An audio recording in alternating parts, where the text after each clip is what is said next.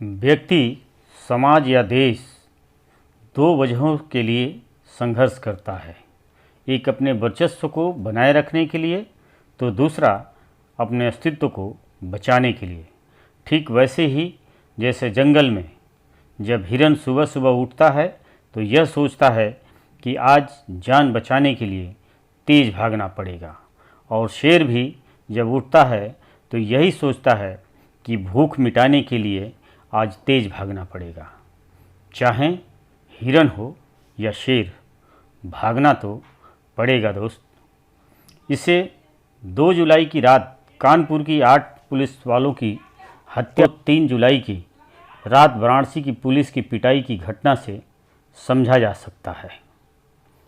कानपुर के चौबेपुर थाना अंतर्गत कुख्यात आतंकी विकास दुबे द्वारा सीओ देवेंद्र मिश्रा सहित 8 पुलिस वालों की निर्मम हत्या थानाध्यक्ष विनय तिवारी की मुखबिरी की सहायता से कर दी गई, जो स्वतंत्र भारत के बाद उत्तर प्रदेश के इतिहास में इस तरह की पहली घटना है जिसमें 8 पुलिस वालों की निर्मम हत्या कर दी जाती है। इस घटना की वजह समझने के लिए हमें 90 के दशक की सामाजिक बदलाव की घटनाओं पर ध्यान देने की ज़रूरत है, जब उत्तर प्रदेश में काशीराम और मुलायम सिंह के राजनीतिक गठजोड़ से राजनीति में दलित और पिछड़ा समाज का राजनीतिक दखल अस्तित्व में आया। इनके लिए तो दलित पिछड़े राजनीति के अस्तित्व की लड़ाई थी, लेकिन जो समाज पहले से राजनीति में अपना सिक्का जमाए हुए था, उनके लिए अपना वर्चस्व कायम रखने की चुनौती खड़ी हो गई। और यहीं से शुरू होती है विकास दुबे जैसे आतंकी गुर्गों की कहानी। यह बात कड़वी है लेकिन सच है। अपनी सामाजिक और राजनीतिक वर्चस्व की लड़ाई में सबसे पहले विकास दुबे ने स्कूल के प्रधानाध्यापक पांडे जी की हत्या की। उसके बाद 2001 में दर्जा प्राप्त राज्य मंत्री संतोष शुक्ला की थाने में घुसकर गोली मारकर हत्या कर दी। और मज़े की बात यह है कि इस हत्याकांड में बाइज्जत बरी भी हो गया, क्योंकि सत्ता और शासन में उसके समाज के लोगों का वर्चस्व कायम रहा और जुर्म और आतंक की दुनिया में विकास दुबे का साथ देते रहे, चाहे सरकार किसी भी पार्टी की रही हो। आज भी पुलिस हत्याकांड के 6 दिन हो गए, लेकिन अभी तक पुलिस प्रशासन विकास दुबे का पता नहीं लगा सके, क्योंकि अभी भी उसके समाज के लोगों का वर्चस्व सत्ता शासन में कायम है, जो इसका सहयोग कर रहे होंगे।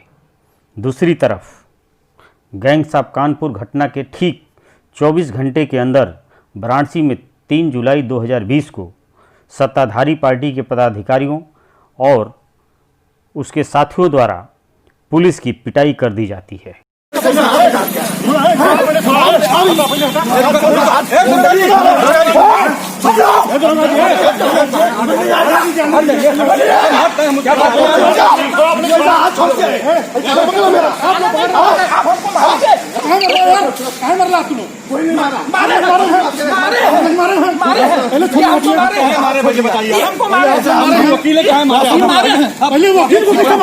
वकील को मारे हैं, नेता सबको मारे हैं। पहले तो छोड़िए,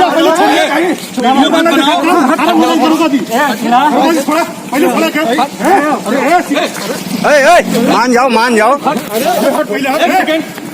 में जनपद वाराणसी में एक सुंदरपुर पुलिस चौकी है जो लंका थाना क्षेत्र के अंतर्गत आता है। वहाँ पे कुछ पुलिसकर्मी कंटेनमेंट जोन बना रहे थे। उसी समय थाने से सूचना आई चौकी प्रभारी के पास कि एक व्यक्ति शहजाद नाम का है जो किसी को धमका रहा है। शिकायतकर्ता से पूछताछ के लिए वहाँ पे फैंटम से 2 कांस्टेबल बाइक से गए और वो पूछताछ कर ही रहे थे। तब तक वहाँ पे 2-3 लोग और बैठे थे, बिना मास्क के थे। वो लोग भी आ गए और वो जिससे पुलिस पूछताछ कर रही थी, जिसके विरोध में पूछताछ कर रही थी, उनके दोस्त भी थे। इसमें पुलिस ने उनसे बिना मास्क का कारण पूछा तो उस पर अभद्रता शुरू हो गई और काफ़ी गाली गलौज किया वहाँ पे। इसी समय पुलिस ने भी अपने चौकी इंचार्ज को बुलाया और दूसरे पक्ष ने भी 5-6 लोगों को अपने घर से बुला लिया। और वहाँ पे शुरुआती दौर में चूँकि पुलिस की संख्या कम थी तो काफ़ी अभद्रता की गई, पुलिस के साथ मारपीट की गई। और इस क्रम में एक FIR पंजीकृत हुआ है। इसमें रात में ही दबिश देके 2 लोगों को गिरफ्तार कर लिया गया, उसमें से एक जिला पंचायत सदस्य भी हैं। और टीम दबिश दे रही है। 5-6 लोगों के खिलाफ मुकदमा दर्ज हुआ है। निश्चित रूप से इसमें कठोर दंडात्मक कार्रवाई की जाएगी ताकि एक मैसेज जाए और ये एक मिसाल बन सके कि पुलिस के ऊपर कोई हमला करने की कोशिश करता है या कोई हमला करेगा तो उसके विरुद्ध इस तरह की कठोर कार्रवाई की जाएगी।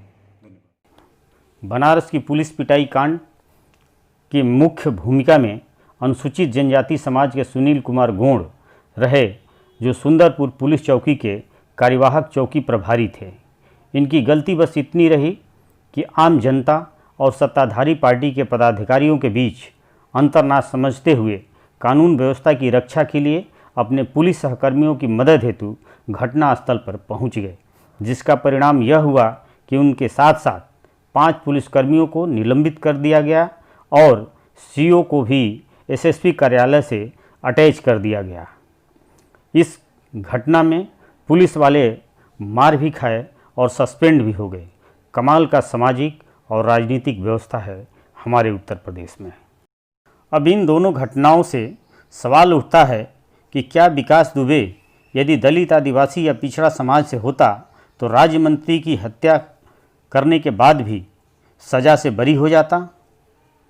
क्या विकास दुबे की जगह कोई मुस्लिम होता तो उसे आतंकवादी और आदिवासी समाज से होता तो नक्सलवादी नहीं कहा जाता?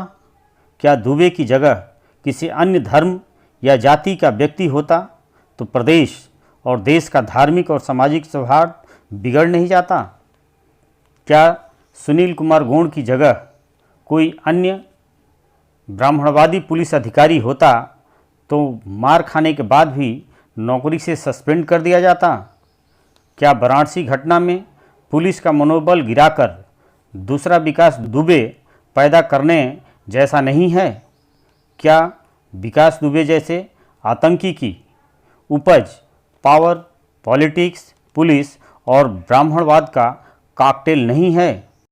अब फैसला आपको करना है कि आप सामाजिक वर्चस्व कायम रखने वालों में से एक हैं कि अपना अस्तित्व बचाने के लिए संघर्ष करने वालों में से एक हैं। अपनी राय या प्रतिक्रिया वीडियो के कमेंट बॉक्स में ज़रूर दें। धन्यवाद।